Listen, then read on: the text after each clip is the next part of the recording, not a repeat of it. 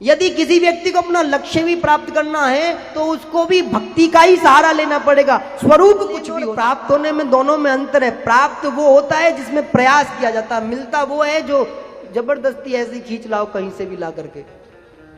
बोले भगवान की भक्ति तभी प्राप्त होती है जब हम भगवान की कथा सुनते हैं। श्रवणम कीर्तनम विष्णु स्मरणम पाद सेवनम अर्चनम वंदनम दास्यम सख्यमात्म निवेदनम। भक्ति का सबसे पहले क्या है, कैसे भक्ति प्राप्त होती है? भगवान की कथा सुनना सबसे पहली सीढ़ी है। श्रवणम, सुनना।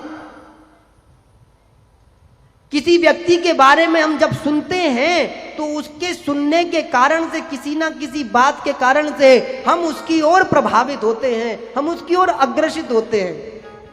मानो किसी व्यक्ति की बहुत बड़ाई करी गई हो तो उसके बारे में कहीं ना कहीं व्यक्ति सोचने के लिए मजबूर होता है कि ऐसा क्या है उस इंसान में जो इतनी बड़ाई हो रही है। तो पहली चीज है श्रवणम, सुनना। दूसरी चीज है कीर्तन, कीर्तन करना। भगवान के कीर्तन करने से भी भगवान की प्राप्ति होती है, दूसरी सीढ़ी है। स्मरण करना, जाप करना, अर्चन करना, वंदन करना,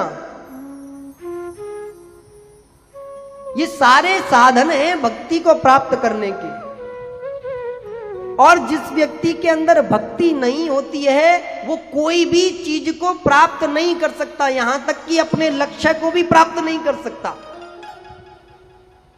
यदि किसी व्यक्ति को अपना लक्ष्य भी प्राप्त करना है तो उसको भी भक्ति का ही सहारा लेना पड़ेगा। स्वरूप कुछ भी हो सकता है।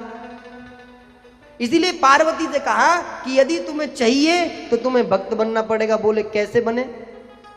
बोले भगवान की कथा और भगवान के भजन तुमको भक्त बनाएंगे। बोले अच्छा? बोले हाँ।